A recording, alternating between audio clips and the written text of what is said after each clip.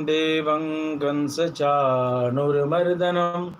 देवकी परमानन्दं कृष्णं वन्दे जगद्गुरुं लक्ष्मीनाथसमारम्भां नाथयामुनमध्यमाम् अस्मदाचार्यपर्यन्तां वन्दे गुरुपरम्पराम्। प्रेम से बोले श्री वृंदावन बिहारी लाल की जय। भाष्यकार श्री रामानंद स्वामी जी महाराज की जय। श्रीमान बालक स्वामी जी महाराज की जय। जय जय श्री राधे। भगत बंधुओं, आप सभी का स्वागत है गर्ग संहिता की इस प्रवचन श्रृंखला में। आप सभी के विशेष निवेदन पर गर्ग संहिता पर प्रवचन प्रारंभ किया गया। जो नए हमारे श्रोता भगवत बंधु हैं, उन सभी से निवेदन, हमसे धर्म और आध्यात्मिक संबंधित समस्त YouTube वीडियोस को देखने के लिए आप हमारे YouTube चैनल श्री चरण भक्ति को जरूर सब्सक्राइब कर लें, बेल आइकन दबाना ना भूलें, और यदि कोई जिज्ञासा हो तो उसे आप कृपया कमेंट बॉक्स में लिखें, या आप हमें व्हाट्सएप भी कर सकते हैं 8958449929 8958449929। आइए तो हम सभी आज के कथा प्रसंग में प्रवेश करेंगे।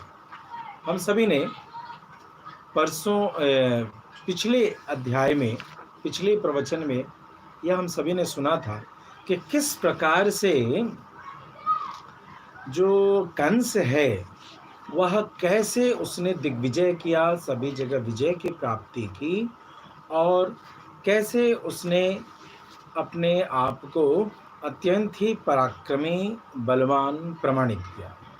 उसके भय से लोग थर थर कांपते थे, और धरती माता इन असुरों के बढ़े हुए शक्ति के कारण दुखी होकर के भगवान श्रीमन नारायण से उन्होंने प्रार्थना किया था।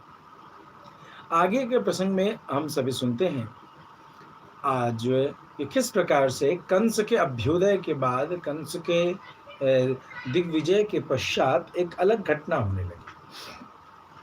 धरती माता के प्रार्थना पर भगवान ने निर्णय लिया कि भगवान वसुंधरा पर आएंगे, और साथ ही भगवती श्री राधिका रानी ने भी यह निवेदन स्वीकार किया, और वह भी इस वसुंधरा पर अवतरित होने को संकल्पित हुई। यहाँ नारद जी से राजा बहुलाश्व ने, जो जनकपुर के राजा थे, राजा जनक कहलाते हैं, भगवान के बड़े ही भगवत भक्त रहे, उन्होंने नारद जी से कहना प्रारंभ किया कि हे देवर्षि नारद, आप हमें वह प्रसंग बतावें कि किस प्रकार से भगवान राधा माधव ने जीवों के उद्धार के लिए इस संसार में अलग अलग प्रकार की लीलाओं को किया है। यह रहस्य हम आपसे सुनना चाहते हैं। नारद जी ने कहना प्रारंभ किया, हे राजन, तुम्हारा ये निमिकुल बड़ा ही धन्य है कि तुम जैसा कृष्ण भक्त इस कुल में आए। तुम्हारे हृदय में, इस पवित्र कुल में उत्पन्न होने के कारण ही तुम्हारे हृदय में भगवत कथा के प्रति अनन्य श्रद्धा देखने को मिलती है। सुनो, यह प्रसंग बड़ा ही सुंदर है कि जब वृषभानु की पत्नी कीर्ति रानी, एक ऐसा समय आया कि भगवान परिपूर्णतम, भगवान श्री कृष्ण के परम प्रियतम भगवती श्री राधिका रानी वृषभानुराज की पत्नी कीर्ति रानी के गर्भ में प्रवेश की, और तत्पश्चात एक सुंदर प्रदेश में, वर्तमान में जिसे हम राल कहते हैं, इसी राल को राधा रानी का जन्मभूमि कहा जाता है। उसमें घनावृते व्योमनी दिनस्य मध्ये भाद्रे सिते नागधौ च सोमे अवकिरण देव गणा स्फुरद्भिस तन्मंदिरे नंद नजई प्रसूनै। अर्थात भादो का महीना था, शुक्ल पक्ष की अष्टमी तिथि। अभी कुछ दिन बाद राधाष्टमी आने वाली है। बहुत ही सुंदर समय पर हम सभी ये प्रसंग सुन रहे हैं। उस दिन शुक्ल पक्ष की अष्टमी तिथि थी, और भगवत बंधुओं ध्यान देंगे, उस दिन था सोमवार। मध्याह्न के बेला में आकाश में बादल छाए हुए थे, न ज़्यादा गर्मी थी, न ज़्यादा ठंडक थी और उसी समय देवतागण नंदन वन के पुष्प को लेकर के भगवती राधिका रानी के जन्म के अवसर पर उस नगरी में पूरे गांव में पुष्प वर्षा करने लगते हैं। अत्यंत ही सुंदर समय पर श्री राधिका रानी का जन्म होता है, प्रागट्य होता है और वे अपनी बाल लीलाओं से संपूर्ण ब्रजमंडल को सुशोभित करते रहते हैं। बड़ा ही सुंदर है। इस प्रसंग में यह जानना आवश्यक है कि जब कभी यह ब्रजमंडल आवे, अभी वर्तमान में हमारे भक्तों के साथ हमारी ब्रज 84 कोस यात्रा भी चल रही है, 28 अगस्त से 3 सितंबर, और इसमें हमारे भगवत बंधु सभी साथ में मिलकर के 84 कोस में अलग अलग धामों का दर्शन करें। उसमें से एक गांव का नाम है मुखराई, जो राधिका रानी की नानी जी का गांव है, मतलब ननिहाल नंसार जिसे कहते हैं। मुखरा कीर्ति मैया की माता जी का नाम था और उन्हीं के नाम से उस गांव का नाम मुखराई है। तो जब कभी आवे तो आप उनके नंसार का, ननिहाल का भी दर्शन करें। और साथ ही साथ राल में तो राधिका रानी का जन्म हुआ था, लेकिन जहाँ पली बड़ी थी उसी जगह का नाम बरसाना, जहाँ बड़ी हुई पली बड़ी, उसी जगह का नाम बरसाना। कहते हैं कि राल में जब राक्षसों का उपद्रव होने लगा तो राधिका रानी को लेकर के वृषभानुराज बरसाने चले गए और वहीं पर पली बड़ी उस पर्वत पर, इसीलिए उस पर्वत का नाम बरसाना, जहाँ बड़ी हुई पली बड़ी। तो इस प्रकार से राधिका रानी पली बढ़ी और अपनी लीलाओं से ब्रजमंडल को बाल लीलाओं से सुशोभित करने लगे। भगवत बंधुओं, यह अत्यंत ही सुंदर स्थली है। भगवती श्री राधिका रानी से सुशोभित इस ब्रजमंडल की लीलाओं को सुन करके राजा बहुलाश्व ने उनसे पूछा कि आखिर किस कारण से कीर्ति माता के गर्भ से राधिका रानी का अवतार हुआ, अवतरण हुआ, प्राकट्य हुआ, यह हम जानना चाहते हैं। श्री नारद जी बड़े ही प्रसन्न हुए। जब भी कभी भक्तों के द्वारा भगवान की कथा को सुन करके उसके भीतर के प्रश्नों को जिज्ञासा स्वरूप में प्रस्तुतिकरण होता है, तो जो भगवत निष्ठ भक्त होते हैं उनके हृदय में बड़ा ही आनंद आता है। कारण क्या है? तो जैसे चंदन कोई लगावे घिसे और चंदन किसी को कोई लगा रहा, तो चंदन लगाने में क्या होता है कि जिसके ऊपर चंदन लगता हुआ तो सुगंधित हो ही जाता है, और जिसके हाथों में रहता है, जो लगाता है उसके हाथ पे सुगंधित होते हैं। अर्थात यहाँ यह देखने योग्य है कि जो भगवान के भक्ति की, भगवान की लीलाओं की कथा सुनते हैं उनका जीवन तो धन्य होता ही होता है। साथ ही साथ जो पूछे गए प्रश्न के उत्तर देने को प्रस्तुत वक्ता है, वह भी भगवत लीला से युक्त कथा को सुना करके अपनी वाणी को पवित्र कर रहे होते हैं, इसलिए वो भी जीवन को धन्य कर रहे होते हैं। अतः भगवत भक्त इसी आनंद की प्राप्ति, आनंद की अनुभूति के कारण बड़े ही प्रसन्न होते हैं, बड़ी आनंद की अनुभूति करते हैं। उन्होंने एक पुरानी कहानी, एक कथानक का प्रस्तुतिकरण किया कि राजा नृग के पुत्र थे महाभाग सुचंद्र। राजा नृग को भगवान का अंश माना जाता था। पूर्व काल में जो अरेमा आदि जो पितर हैं, इनकी 3 मानसी कन्याएं, 3 मानसी कन्या पितरों की, पितृपक्ष भी आने वाला है, बहुत ही सुंदर, यह प्रसंग जानना आवश्यक है। तो पितरों की 3 मानसी कन्याएं हुई, जिनका एक का नाम था कलावती, दूसरी का नाम रत्नमाला और तीसरी का नाम मेनका। भगवत बंधुओं, कलावती का विवाह तो सुचंद्र से हुआ, जो प्रसंग इनके जीवन की आगे हम सभी सुनेंगे। और इधर रत्नमाला का विवाह विदेह राज्य के साथ हुआ, राजा जनक, जिनके घर में माता जानकी सीता मैया का जन्म हुआ। तीसरी बेटी जो मेनका है, मेनका जी का विवाह किनसे हुआ? हिमालय जी से हुआ। और हिमालय मेनका जी के घर में मेनका के गर्भ से भगवती पार्वती का प्रादुर्भाव हुआ। तो यूं कह सकते हैं पार्वती मैया और सीता जी कैसी लगी? मौसेरी बहन लगी। इधर जो कलावती थी, जिनका विवाह सुचंद्र के साथ हुआ, ये दोनों तपस्या करने चले गए और इन्होंने गोमती नदी के किनारे नैमिषारण्य में कठोर साधना की।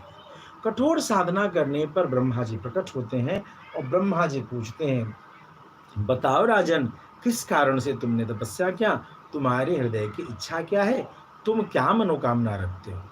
जब इस प्रकार से जिज्ञासा किया तो महाराज ने कहा, हे जगत पिता, हम पर आप कृपा करें और हमें यह वरदान दें कि हमें परात्पर परब्रह्म में मोक्ष की प्राप्ति हो, परम मोक्ष की अनुभूति हम सभी करें, यह हम पर कृपा करें। ब्रह्मा जी जैसे ही तथास्तु कहने उद्यत हुए कि उनके इस भाव की तत्परता को देखते ही कलावती झट दे बोल पड़ी, जगत पिता क्षमा चाहूंगी, मैंने आपसे एक बात निवेदन करनी है। क्या बात है? तुम भी कुछ कहना चाहती, कहो। तो सावधान, मेरे पति को तो आप मोक्ष देंगे और मुझे अकेला छोड़ देंगे, तो यह संभव नहीं है। मैं उनके भक्त हूँ, मैं सती हूँ, इस कारण से मेरे पति के साथ साहचर्य में कोई विघ्न न हो, अन्यथा मैं आपको श्राप दे दूंगी। अब तो ये सती वाली बात थी, पति परायणा सती वाली बात थी। पति परायणा स्त्री से त्रिदेव भी जगते हैं, डरते हैं। तो ब्रह्मा जी ने विचार किया कि अब तो ऐसी अवस्था का निर्माण करना होगा कि दोनों का मोक्ष एक साथ प्रशस्त हो। ब्रह्मा जी ने वरदान दिया, हे देवी, तुम्हारा कथन सत्य है। प्रतिवत परायणा जो देवियां हैं, उनकी सदगति पति के साथ सुनिश्चित होती है। अतः मैं तुम्हें वरदान देता हूं कि गंगा यमुनयोर मध्य द्वापरांते च भारते, गंगा और यमुना नदी के बीच के क्षेत्र में द्वापरांते, द्वापर युग का जब अंत काल आ रहा होगा, उस समय भारतवर्ष में युवयो राधिका साक्षात परिपूर्णतम प्रिया भविष्यति यदा पुत्री तदा मोक्षं गमिष्यथ। जब गंगा यमुना के बीच में तुम उत्पन्न होगी, उसी जन्म में तुम्हारा जो है द्वापर युग में तुम्हारे गर्भ से साक्षात परिपूर्णतम भगवान श्री कृष्ण की परम प्रियतम राधिका रानी तुम्हारे गर्भ से अवतरित होंगी, और जब वे अवतरित होंगी तो तुम दोनों को मोक्ष की प्राप्ति होगी, तुम मोक्ष की प्राप्ति करोगे। इस प्रकार का वरदान दिया। ये ही जो कथा हमने सुनी सुचंद्र, ये ही श्री वृषभानुराज हुए। और जो कलावती की कथा हमने सुनी, ये कलावती क्या हो गई? ये कलावती हो गई माता कीर्ति। इन दोनों का विवाह नंदराज ने ही कराया। वो कहते हैं ना, अगुवाई करना, लड़का लड़की दोनों के बीच के संबंध को स्थापित करना कि यह विवाह योग्य है, ऐसा कार्य तो भगवत बंधु नंदराज ने कराया। इसलिए नंदराज और वृषभानुराज में बड़ी मैत्री रही। प्रेम सुले भक्त वत्सल भगवान की जय। आगे की कथा में हम सभी अब बड़ी ही रोचक कथा सुनेंगे। यादवों ने इधर क्या किया कि जो यादव कुलश्रेष्ठ शूरसेन थे, उनकी इच्छा से उनसे विचार मंत्रणा करके ज्योतिष शास्त्र के प्रवीण विद्वान, गोत्राचार्य भी हैं, इनके नाम से गोत्र भी है, ऐसे गर्ग मुनि को अपने यहाँ पुरोहित पद पर नियुक्त किया। अब गर्ग मुनि को नियुक्त किया तो उनके आगे सभी लोग पहुंच करके प्रार्थना करते हैं, प्रणाम करते हैं, उनके निर्देश, उनके आशीर्वाद से अपने राजकाज को देखते करते रहते हैं। इधर कहते हैं कि सभी जगह से जय जयकार होने लगा। तभी एक बार की बात है कि मुनिवर गर्ग जी राजा के यहाँ आते हैं, और जब राजा के यहाँ आए तो वहाँ अक्रूर जी, देवक जी, कंस आदि सभी उपस्थित थे। उनको उपस्थिति के बीच में गर्गाचार्य मुनि वहाँ प्रस्तुत होते हैं। उनकी प्रस्तुति, उनके आगमन को देखकर महाराज शूरसेन, उग्रसेन आदि उठ करके सम्मान में खड़े होते हैं। इधर सभी लोगों ने देखा क्या कि गर्ग मुनि का सम्मान सभी लोग कर रहे हैं। तभी महामना महर्षि गर्ग ने देवक से एक बात कही कि देवक, तुम्हारी एक बेटी है देवकी जो विवाह करने योग्य हो गई, और देवकी के लिए योग्य वर ढूंढते ढूंढते मेरी दृष्टि वसुदेव जी पर ही जा रही है।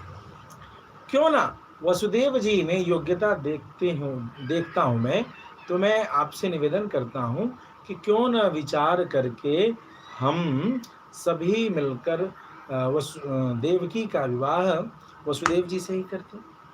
ऐसा विचार करके सब लोग तैयार हुए, सबने संस्तुति दी और वसुदेव जी का विवाह देवकी माता से हुआ।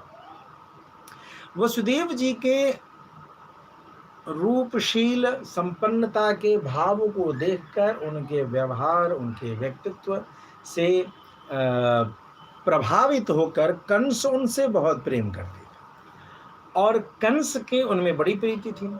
इधर तो साहब लाखों घोड़े, रथ, हाथी आदि खूब बड़े बड़े जो है सो दहेज दिए गए, जिन दहेजों को लेकर के जो है सो कंस स्वयं चाबुक पकड़ करके वो जो घोड़े को थाम करके स्वयं सारथी बन करके चल पड़े और अंकुश से घोड़े को नियंत्रित करके रथ चला रहे। बड़ी प्रसन्नता के साथ अपने बहन बहनोई की विदाई कर रहे हैं। बहन बहनोई की विदाई करते करते अचानक मार्ग में आकाशवाणी हुई, पति प्रग्रहणम कंस्यमाभाष्याः शरीरभाग अस्यास्ताम अष्टमो गर्भो हंतो याम वहसी बुधः। अरे मूर्ख, तू जिसको लेके जा रहा है आज बड़ी प्रसन्नता से, इसका 8वां गर्भ ही तेरा वध करेगा। इतना सुनते कंस ने क्या किया, तलवार निकाली और भयंकर तलवार लेकर के देवकी के वध करने को कंस उद्यत हुआ। अब वसुदेव जी ने देखा ये स्थिति बड़ी विपरीत है, प्रतिकूल है। वसुदेव जी ने कहा, कंस सावधान, भौमासुर, जरासंध, बकासुर, वत्सासुर, प्राणासुर, इन सभी योद्धाओं के रणभूमि में, युद्ध भूमि में उपस्थित होने पर जिसने विजय पताका को प्राप्त किया, ऐसा कंस क्या कर रहा है? कहीं तुम अपने पराक्रम को कलंकित करने की कुचेष्टा तो नहीं कर रहे कंस? सावधान हो जाओ। एक आकाशवाणी पर ऐसे कुकृत्य करके अपनी प्रतिष्ठा को कलंकित करने की चेष्टा क्यों करते हो? अतः रुक जाओ, मैं सत्य कहता हूं, मैं जो जानता हूं कि तुम वही तो हो, राजनीति के बड़े मर्मज्ञ हो, बलशील संपन्न तो हो ही, लेकिन साथ ही साथ तुम में राजनीति के भी भाव देखे गए। तुमने बकासुर से युद्ध में जब विजय प्राप्त किया तो पूतना युद्ध करने आए, तब तो तुमने नीति के अंतर्गत यह जान करके कि मैत्री संबंध स्थापित हुए बकासुर की बहन पूतना भी बहन सदृश हुई, इसलिए तुमने उसके साथ युद्ध नहीं किया। लेकिन यह क्या, आज अपनी बहन, वह भी नवविवाहिता, जिसको तुम पहुंचाने जा रहे हो, विदाई कर रहे हो, ऐसे नवविवाहिता मांगलिक वेश से युक्त अपनी बहन पर, अबला पर इस प्रकार से तुम्हारा प्रहार करना, हे कंस, यह जो है सदैव ही तुम्हारे लिए कलंक का भाजन करेगा। अतः जाओ, मैं तुम्हें वचन देता हूं, जो यह भय है देवकी के 8वें गर्भ से है। मैं देवकी से उत्पन्न समस्त संतान को तुम्हारे पास प्रस्तुत करूंगा, अतः तुम्हें भयभीत होने की आवश्यकता नहीं। इतना कह करके जो है तो वसुदेव जी ने कंस को ऐसे कुकृत्य करने से रोका। अब वसुदेव जी ने जब ऐसा रोका, कंस बड़े शौक से उन्हें उनके घर ले जाते हैं और घर ले जा कर के छोड़ देते हैं। बहन बहनों से अपने इस कृत्य के लिए क्षमा आदि याचना मांगते हैं कि मैं भ्रमित हो गया। समय आया गर्भ ठहरा, और प्रथम गर्भ जब ठहरा तो उस गर्भ को लेकर के कंस के पास वसुदेव जी पहुंचे। अब जब कंस वसुदेव के पास पहुंचते हैं, कंस के पास वसुदेव जी, तो उस संतान को लेकर के कंस ने कहा, हे वसुदेव जी, यह जो संतान है ये प्रथम संतान है, मेरे हृदय में जो भय है वो 8वें संतान से, तो आप निश्चिंत रहें, आप 8वां संतान लाना, मैं 8वें को ही बैर करूंगा और उसी का वध करूंगा। इस प्रकार से वसुदेव जी को वहां से विदा किया। तब तक नारद जी पहुंच गए। श्रीमन नारायण नारायण नारायण, अरे कंस तू क्या कर रहा है? जब 8 गर्भ यहाँ उपस्थित हो जाएंगे तो 8वां कौन होगा? सप्तवार्प संख्याना दष्टमः सर्वे वै ते हंतु सख्ययायम वै अंकाना वामतो गति। देवताओं की गति जो है वामतो है, कुछ भी हो सकती है, या प्रथम बालक भी घातक की संख्या से गिना जाए, तुम्हारे घातक की संख्या जो है उससे गिना जाए, तो यह प्रथम बालक भी कभी 8वां हो सकता है। ऐसी स्थिति में तुम यह कैसे निर्णय करोगे कि कौन 8वां, कौन तुम्हारा वध करने वाला है, किससे रक्षित होगे, किसका वध करोगे? अतः देवताओं के इस कुचक्र से बचने के लिए तुम तो उचित पुरुषार्थ करो, इतना कह के चले गए। अब तो कंस जो है बड़ा चिंतित हुआ। बड़े चिंतित होकर के कंस ने क्या किया कि अरे बात तो सही कह रहा।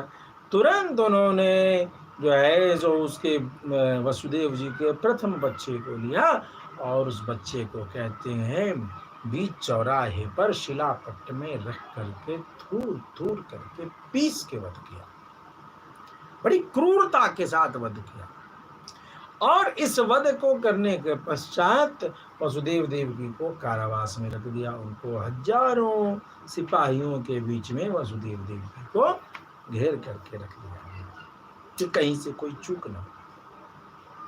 इधर इस बीच में उग्रसेन ने जब कुपित होकर के विरोध किया कि यह सर्वथा अनुचित है कंस ऐसा कृत्य, तो अपने कार्य के बीच में विघ्न जान करके अपने पिता तक को दंडित किया और उन सभी को कारावास में रखते हुए मधु और शूरसेन की सारी संपत्ति पर एक आधिपत्य कर लिया, कब्जा कर लिया। और कब्जा करके उनके समस्त संपत्ति पर वह स्वयं मथुराधिपति हो गया, मथुराधीश हो गया, मथुरा का सम्राट खुद को उसने घोषित कर दिया। अब तो भैया अनेक असुरों के साथ जगह जगह अत्याचार करने लगा। प्रथम संतान, द्वितीय संतान, तृतीय संतान, चतुर्थ संतान, पंचम संतान,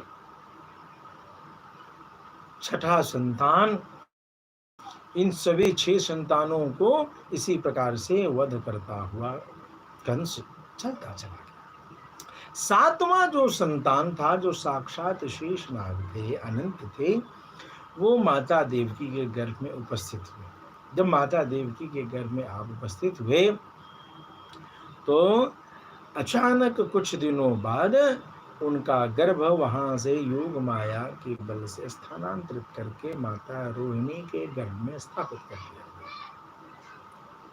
ठीक, अब वहां स्थापित हुए मात्र 5 दिन हुए।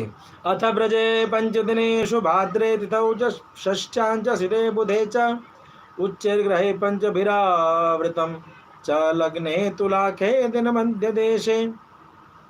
अर्थात 5 दिन ही गुजरे थे, 5 दिन ही गुजरे थे। तिथि हुआ भादो महीना शुक्ल पक्ष, षष्ठी तिथि, स्वाति नक्षत्र में बुधवार के दिन वसुदेव जी की पत्नी रोहिणी के गर्भ में अनंत देव का प्राकट्य हुआ। और गर्भ की बात जो बताएं तो इस समय जन्म के समय 5 ग्रह उचित रूप से तुला लग्न के कुंडली रही, 5 ग्रह उनके उच्च में थे। दोपहर के समय बालक का जन्म हुआ। बलराम जी के जन्म के समय सारे देवता धन्य धन्य होने लगे, सभी जगह दान हुआ। सभी ब्राह्मणों को दान किया गया। एक से एक गाने में निपुर भाट आदि सब आकर के वहाँ गायन करते हैं, बलराम की बधैया का गायन करते हैं और नेक बधैया लेकर के वहाँ से जाते हैं। तो इस प्रकार से बलराम जी के जन्मोत्सव का आनंद धन्य धन्य सभी लोग मनाते हैं। बड़ा सुंदर उनके जन्म में नंदराज जी ने बड़ा सुंदर भाव से कहा, आहा देखो तो सही, यह बालक कैसा अद्भुत है कि 5 ही दिन में, ध्यान देंगे, रोहिणी मैया के घर में मात्र 5 ही दिन अनंतनाथ रहे, बलराम जी रहे। अरे ये अद्भुत चमत्कार हो गया, 5 ही दिन में बालक का प्राकट्य हुआ, ऐसा दुर्लभ चीज देखने को नहीं मिलता। तो इस प्रकार से नंदराज की जब यह शंका हुई, तब व्यास जी ने वहां पहुंच करके बोला, हे नंद, तुम्हारा बड़ा अद्भुत सौभाग्य है। पहले तो यह देवकी के घर में प्रकट हुए और अब जो है वहां से स्थानांतरित होकर के रोहिणी के घर में 5 दिन रह करके इनका प्रकट हुआ है। अतः तुम इन अनंतनाथ भगवान का दर्शन करो और इनकी सेवा करो, इनको इनके बाल लीला का आनंद लो। इनके शिशु रूप को दर्शन करके सभी लोग धन्य धन्य हैं। व्यास जी ने उनको प्रणाम किया है और उनकी स्तुति की है।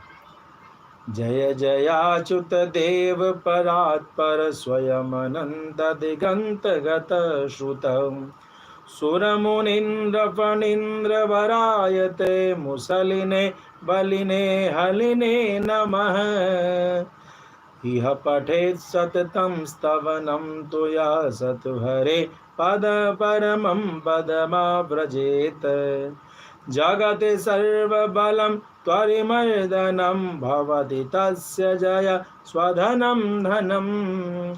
आपकी जय हो हे सुरेंद्र, हे मुनिंद्र, हे फणींद्र, आपकी जय हो हे मूसलधारी, हे हलधर, हे बलवान, आपको बारंबार नमस्कार है।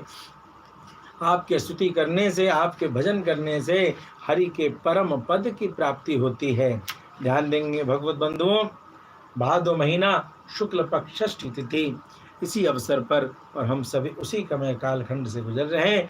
बलराम जी के जन्म की कथा भी सुन रहे हैं, छठी तिथि लगी हुई है और उसी तिथि पर हम सभी इस कथा को सुन रहे हैं। ये कितने आनंद की बात है। प्रेम चले बलराम भगवान की जय, शेषनाग भगवान की जय। श्रीमन्नारायण नारायण नारायण भजमन नारायण नारायण नारायण। आगे की कथा में कहते हैं कि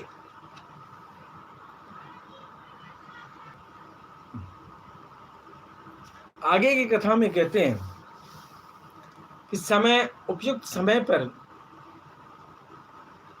भगवान श्याम सुंदर, भगवान श्री कृष्ण चंद्र माता देवकी के घर में उपस्थित हुए और जैसे ही माता देवकी के घर में भगवान प्रकट होते हैं, उपस्थित होते हैं, माता देवकी के शरीर से दिव्य तेज, दिव्य आभा सारी ओर आलोकित हो गई।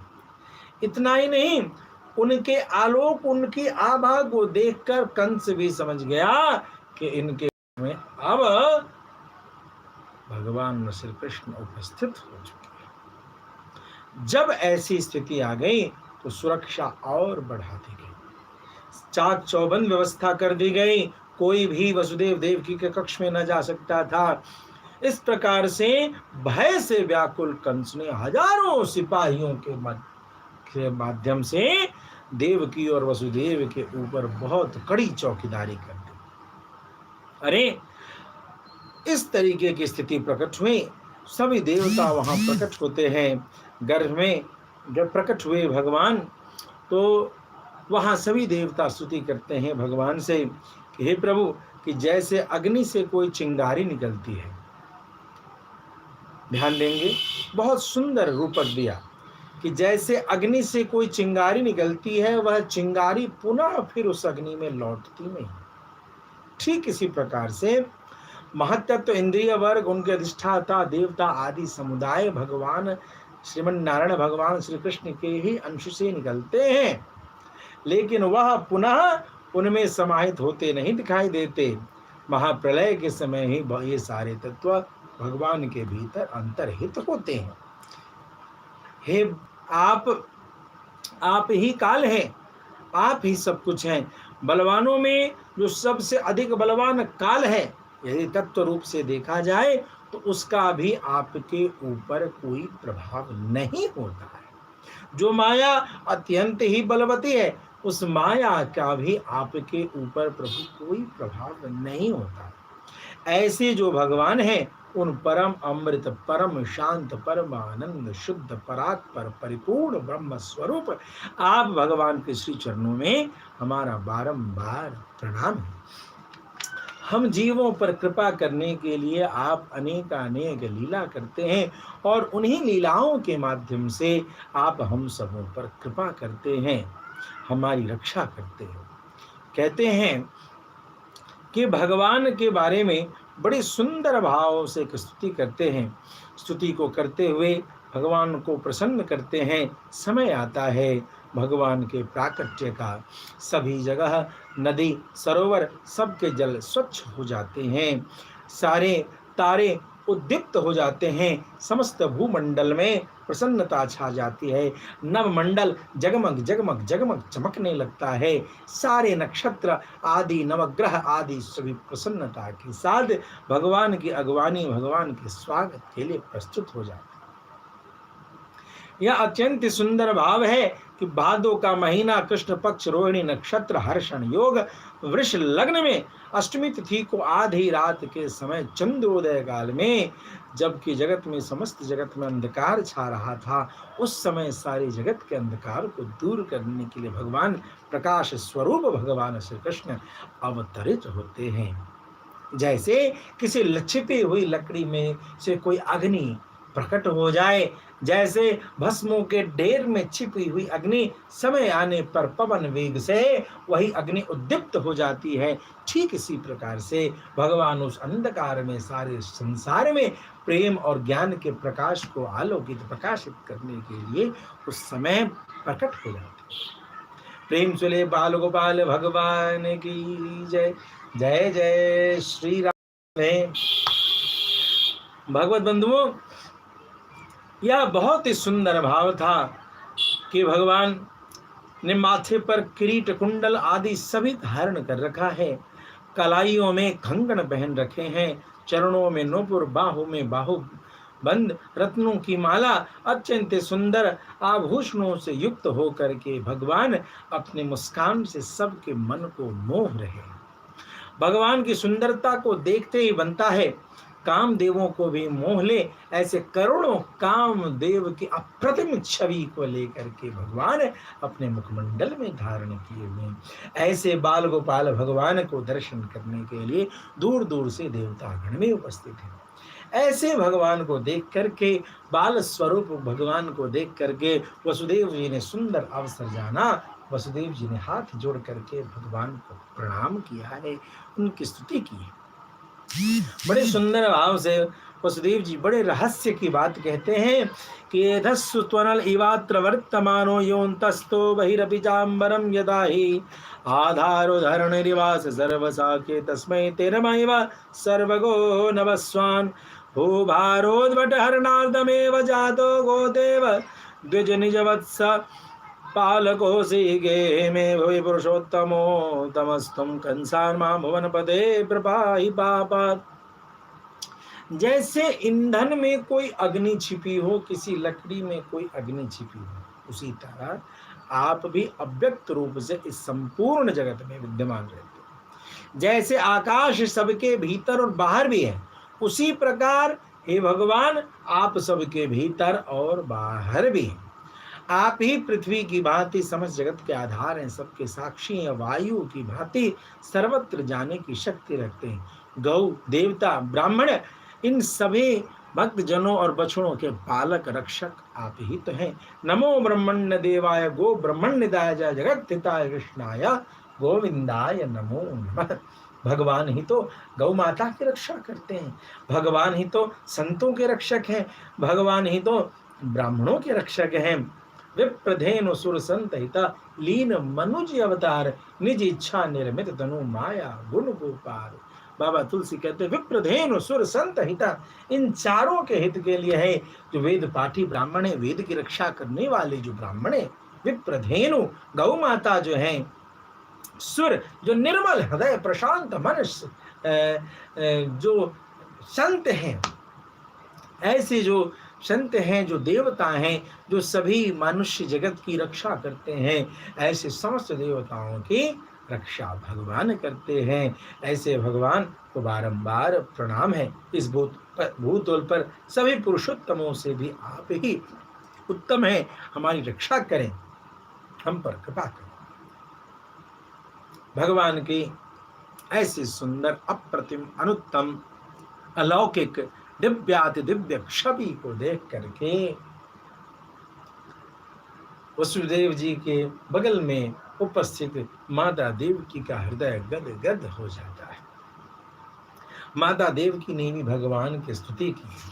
माता देव की स्तुति करते हुए कहते हैं, हे कृष्ण हे विगणितांडपते परेश, गोलोकधाम विदिशण ध्वज आदिदेव, पूर्णेश पूर्ण परिपूर्णतम प्रभो मां त्वं पाहि पाहि परमेश्वर कंस पापा। हे कृष्ण हे विगणे तांडपते परेश, हे सच्चिदानंद भगवान, हे श्री कृष्ण, हे अगणित ब्रह्मांडों के स्वामी, हे परमेश्वर, हे गोलोक धाम के अधिपति, हे आदिदेव, हे परिपूर्ण ईश्वर, हे परिपूर्णतम परमेश, हे प्रभु, आप हमारी रक्षा करें, पापी कंस के भय से हमारी रक्षा करें, रक्षा करें, रक्षा करें। यह कंस हमें भयभीत करता है। यह माता देवकी के द्वारा गाया हुआ यह मंत्र अत्यंत ही सिद्ध है। जब भी कभी आतताई लोगों से आप पीड़ित हो जाएं तो इस मंत्र का नित्य जाप करें, तो भगवान बाल गोपाल, जो भी कई लोग अपने घर में बाल गोपाल की सेवा पूजन करते हैं और इधर उधर अन्य देवताओं में भटक जाते हैं, उन्हें कहीं भटकने की आवश्यकता नहीं है। कोई साईं बाबा पूजने लगता है, कोई किसी मजार पर जाने लगता है, न जाने क्यों आप भटकते हो।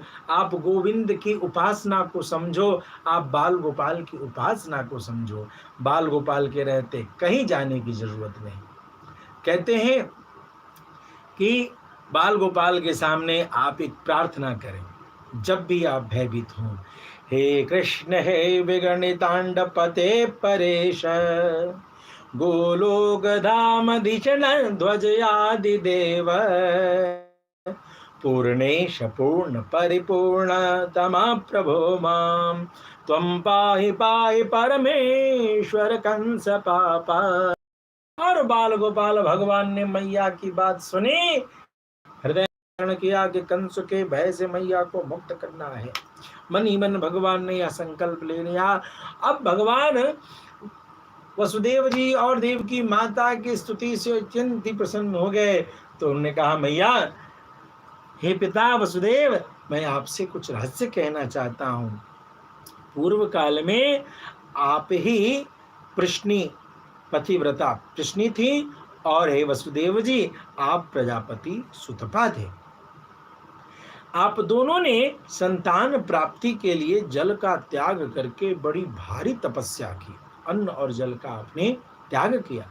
बड़ी भारी तपस्या करने के पश्चात जब मैं प्रकट हुआ तो आपने वरदान मांगा कि मेरे जैसा पुत्र आपको चाहिए। इस स्थिति में मैंने कहा कि मेरे जैसा पुत्र मैं कहाँ से लाऊं, तो मैं खुद ही आपके यहाँ पुत्र रूप में आया।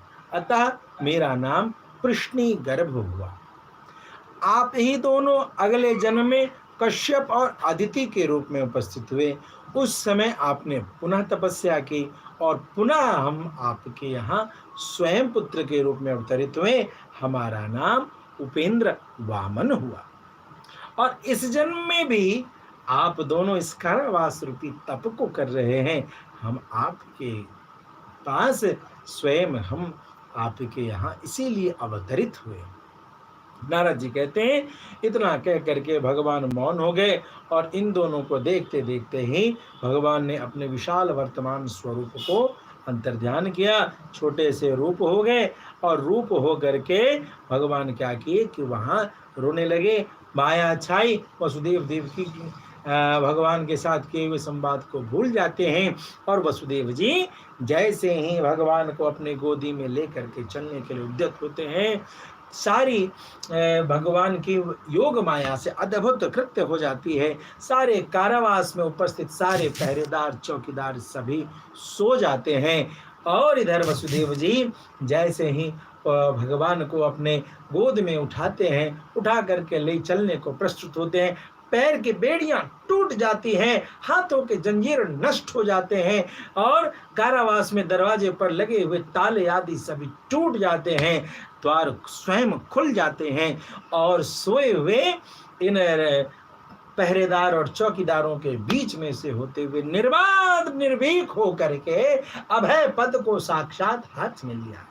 भोगे रोग भयम सुखे क्षय भयम वित्ते चराग्यो भयम विद्यायाम कलभीस्तपे कर्ण भी रूपाद भयम योषधि इष्टे शोक भयम ऋणे रिपु भयम काये कृतांताद भयम चेतम जन्म निरर्थकम चिदले विष्णु पदम निर्भयम। तो साक्षात निर्भय पद है, उस निर्भय पद को ही जब हाथ में धारण किया है, बाल गोपाल को हाथ में धारण किया है, तो फिर वसुदेव जी को किसी से कैसा भय और कौन सा ऐसा ग्रह है, कौन सा ऐसा बंदिश है जो बाल गोपाल को हाथ में धारण करने वाले के पैरों को बांध देवे।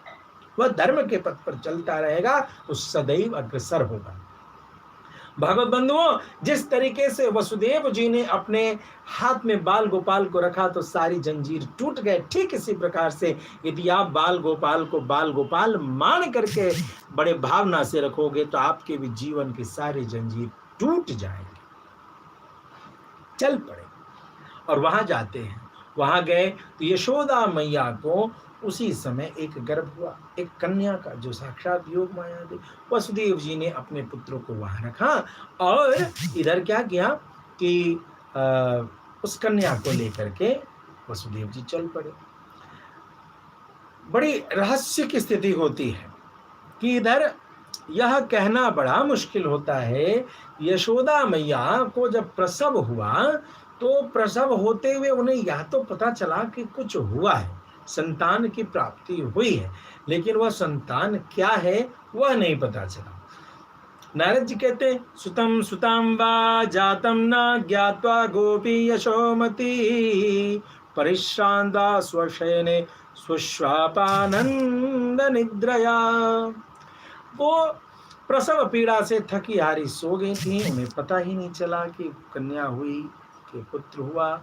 और इस तरीके से इधर वसुदेव जी जब लेकर के आते हैं उस कन्या को, कन्या रोने लगती है, जब बहुत तरीके से विलाप करने लगती है, कंस के सिपाही इधर होश में आ जाते हैं, निद्रा उनकी चली जाती है, उनके संज्ञान में होता है कि कोई संतान की प्राप्ति हुई है, दौड़ कर जाते हैं, कंस राजा कंस को बुलाते हैं, कंसराज वहाँ उपस्थित होते हैं और वहाँ उपस्थित होकर के वह बच्चे को लेना चाहते हैं। माता देवकी ने अपने आंचल से उस बच्ची को छिपा लिया और कहा, भाई तुम कैसे भाई हो मेरे, तुमने इतने पुत्रों का वध कर दिया, मैं तुम्हारी बहन हूँ, तुमने कारागार में डाला, मैंने कुछ नहीं बोला, तुम्हारे बहनों को तुमने कारागार में डाला, मैंने आज तक कुछ नहीं बोला, तुमने कई मेरे संतानों का वध कर दिया, भाई इस संतान को तो छोड़ दो, इस संतान को तो छोड़ दो, मैं किसके सहारे जीऊंगी।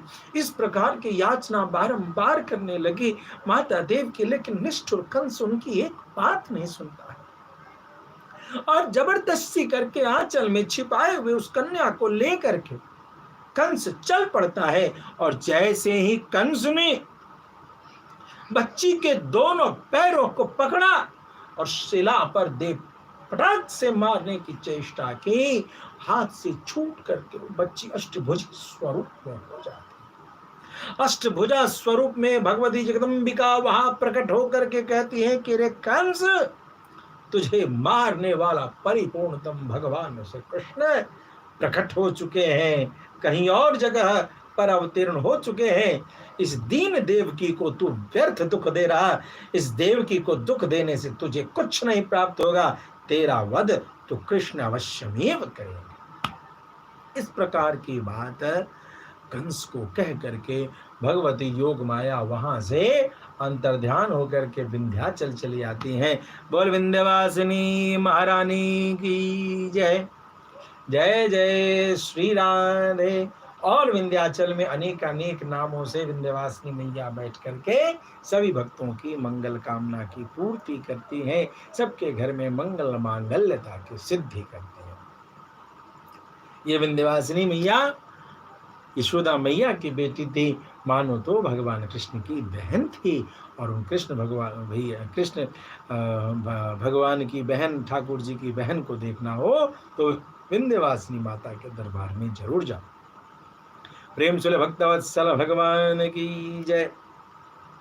इधर कंस बड़ा ही दुखी हुआ जब योग माया महामाया ने कहा कि तू व्यर्थ कष्ट देता है, तो कंस इससे दुखी हो गया और दुखी होकर के बहन बहनोई के पास जाते हैं और कहते हैं मुझे क्षमा कीजिए कि जैसे कोई वायु किसी मेघ मंडल को उड़ा करके ले जाती है, उसी प्रकार से काल समस्त जीवात्मा को उड़ा करके अपने द्वारा अपने इच्छित कार्य को कराता है। और आकाशवाणी के माध्यम से मुझे भ्रमित करके काल ने ही मुझसे आप सभी का अपमान कराया, फिर भी मैं आपसे क्षमा मांगता हूँ, मुझे क्षमा करें। इस प्रकार से कंस ने उनसे क्षमा मांगी। इधर उनसे क्षमा मांग करके जब कंस अपने सभा में बैठता है तो सारे असुर ही तो हैं, अगासुर, बकासुर, व्योमासुर, इन अनेकानेक धेनुकासुर आदि असुरों को लेकर के वहां बैठा और बैठ करके मंत्रणा कंस ने प्रारंभ की कि बताओ भाई, अब कृष्ण का अवतरण हो चुका है, क्या करना चाहिए, हमें इस पर विशेष रूप से प्रकाश दो, किस नीति का पालन करें। सभी दैत्यों ने मिलकर के एक मत से कहा कि गौ, ब्राह्मण, साधु, वेद, देवता, ब्राह्मण, धर्म, यज्ञ आदि ये जितने भी ऐसे पवित्र तत्व हैं, एष हरे तनु, यही नारायण के हरि के शरीर के अंश हैं, स्वरूप हैं। यदि इनको कमजोर किया जाए तो अवश्य में भी विष्णु कमजोर होता है, श्री कृष्ण कमजोर होता है, इसीलिए इनको कमजोर किया जाए। इस प्रकार से गौ ब्राह्मण के प्रति विशेष रूप से हिंसा करने का विचार वहां बैठ करके सभी ने मंत्रणा में स्थापित किया।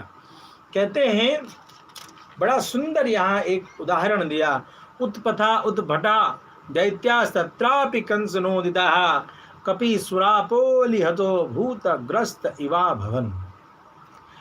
कहते हैं कि एक तो उद्भट दैत्य तो स्वभाव से ही कुमार्गगामी होते हैं, और उस पर भी उन्हें कंस की ओर से प्रेरणा प्राप्त हो गई कि चलो तुम लोग ऐसा ही करो। तो ये कैसा है, तो कहा एक तो बंदर, कपि सुरापह, बंदर ऐसे ही चंचल, उसको मदिरा पिला दी जाए, सुरापह, मदिरा पिलाई जाए। तो ये फिर क्या, अली हतो, और ऊपर से उसको बिच्छी का डंक मरवा दिया जाए। साहब अब तो बंदर न जाने क्या करेगा।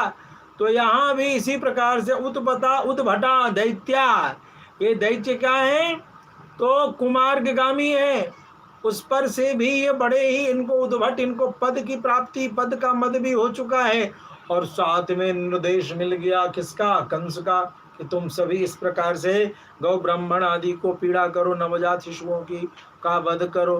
बड़ी दुर्दशा हुई साहब, ब्रजमंडल में खोज खोज करके बच्चों को मारा जाने लगा सभी जगह। 10 दिन के जितने बच्चे थे उन सब का वध किया जा प्रारंभ हो गया। गौ ब्राह्मणों को कष्ट दिया जाने लगा, संतों को कष्ट दिया जाने लगा, और इस प्रकार से सारे संत ब्राह्मण सभी प्रताड़ित होने लगे। प्रेम सुले भक्तवत्सल भगवान की जय। इधर प्रातः काल की बेला में नंदराज को पता चला कि मुझे संतति हुई है, दौड़ करके देखने गए तो वहां पर उन्हें बाल गोपाल भगवान के दर्शन होते हैं। बाल गोपाल भगवान के दर्शन करके यहाँ उत्सव का वातावरण सजता है, जगह जगह निमंत्रण जाता है।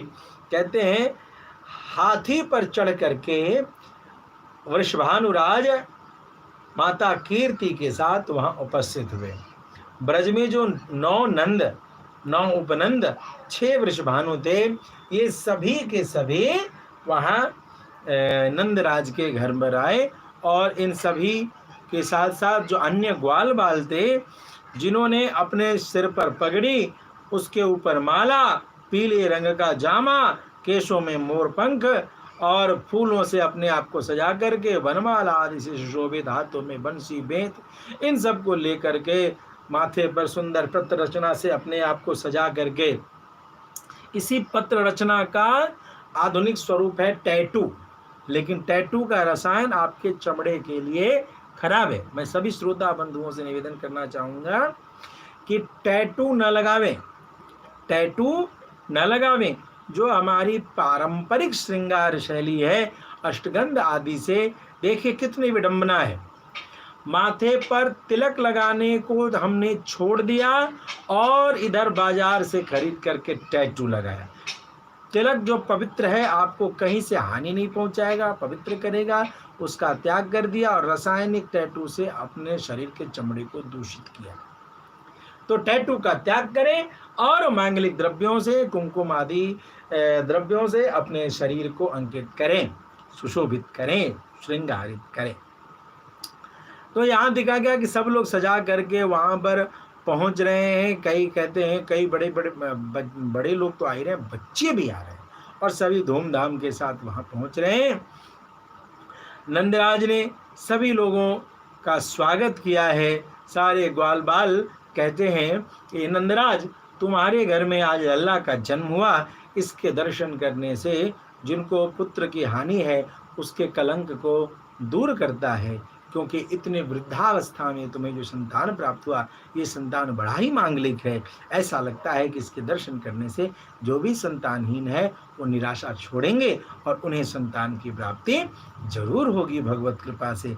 ऐसा भाव सारे ग्वाल बाल करते हैं और नंदराज के यहाँ खूब धूमधाम मच रहा है। इधर सभी लोग जो है सज धज करके पहुँचते हैं। अलग अलग प्रकार के उत्सव, जो गोपियाँ थीं वह भी कम ने, वह भी अपने नए नए बाजूबंद झनकारते हुए नूपुर, सुंदर सुंदर लहंगे और मंजीरे, हार, मणिमय कुंडल, करधनी, कंठ सूत्र, हाथों में कंगन, इन अनेक आभूषणों से सुसज्जित हो करके गोपियाँ ब्रजमंडल की वहाँ आती हैं नंद रानी के घर। और क्या स्थिति है? तो श्री राजिका लवण रात्र विशेष चूर्णै गोधूम सर्षपय वै करलानैश्च उत्तार्य बालक मुखो परिचाशिषस्ता सर्वा ददुर्नृप जगदुर्यशोधा। अर्थात ये सारी गोपियां आती हैं तो गोपियां तो भैया कुछ आचरण करेंगे, कुलाचरण। तो इन्होंने क्या किया, राई और नमक लेकर के, हल्दी का विशेष चूर्ण, हल्दी बुक्का, कुमकुम, इन सभी को लेकर के, कोई गेहूं का आटा लेकर के, पीली सरसों, जौ आदि को हाथ में लेकर के बड़े दुलार से लाला के मुख पर उतारती हैं और उतार करके उसे फेंकती हैं और यशोदा मैया के लिए मंगल कामना करती हैं। या सभी वहाँ पर धूमधाम से ऐसा हो रही हैं। सारी गोपियाँ यशोदा मैया से, आज बड़ा ही सौभाग्य का दिन है नंद रानी, तुम्हारे घर में लाला जन्म हुआ, धूमधाम से इसको मनाओ। यशोदा मैया ने कहा, ये सभी आप लोगों की दया आशीर्वाद से ही संभव है। इसी प्रकार से आप सभी हमारे ऊपर दया आशीर्वाद बनाए रखना, हमेशा सारे विघ्न हो और खूब धूमधाम से इधर हो। यशोदा मैया ने विशेष रूप से रोहिणी माता को बुलाया है और उनसे निवेदन किया कि हे रोहिणी, आप घर में जो भी आते हैं उनको बड़े प्रेम से, जिनको भी जैसी भी आवश्यकता हो, मनोकामना हो, तदनुरूप उन्हें वह वस्तु व संपत्ति प्रदान करें और इस प्रकार से उन्हें प्रदान करें, उनको प्रसन्न करें। अब रोहिणी माता तो भैया राजकुल की कन्या थी, उन्होंने भी खूब धूमधाम से सबको खूब भेंट सामग्री प्रस्तुत की। सभी लोग खूब धूमधाम से बधैया गा रहे हैं, नाच रहे हैं। कहते हैं कि ब्रज की गली घर घर में निधि सिद्धिश्च वृद्धिश्च भुक्तिर मुक्तिर गृहे गृहे वीथ्याम वीथ्याम लुठन्ति व तदिच्छा कस्य चिन्नहि ब्रजमंडल में प्रत्येक घर, प्रत्येक गांव में, प्रत्येक गली की स्थिति ऐसी है कि निधि, सिद्धि, वृद्धि, भक्ति और मुक्ति ये सभी लौटती हुई, नाचती हुई दिखाई दे रही हैं। उन्हें पाने की इच्छा वहां किसी के मन में भी नहीं है। यही तो ब्रजमंडल है, यही तो अपना प्यारा वृंदावन है कि जहाँ पर निधि, सिद्धि, वृद्धि, भुक्ति और मुक्ति राधिका रानी के कृपा से सदैव ब्रजमंडल में सुशोभित होता है। लेकिन यहाँ रहने वाले इनके चक्कर में नहीं पड़ते। ये तो राधिका रानी के चरणों में भक्ति प्रीति की इच्छा से ही भजन पूजन करते हैं और ब्रजमंडल में वास करते हैं। यहाँ पर उपस्थित होकर के सारे देवता गण भी, इंद्र उपस्थित हैं, पवन उपस्थित हैं, वायुदेव, यम उपस्थित हैं, कुबेर उपस्थित हैं, चंद्रमा उपस्थित हैं। ये सभी धरती माता, दुर्गा माता, लक्ष्मी, सरस्वती ये सभी उपस्थित तो हैं ही। ब्रह्मा, महेश ये सभी उपस्थित होकर के भगवान के बाल लीला का दर्शन कर रहे हैं। कहते हैं कि साथ साथ ये नवग्रह भी वहां उपस्थित हैं। ये नवग्रह भी उपस्थित होकर के भगवान के बाल लीला जन्मोत्सव का दर्शन कर रहे हैं।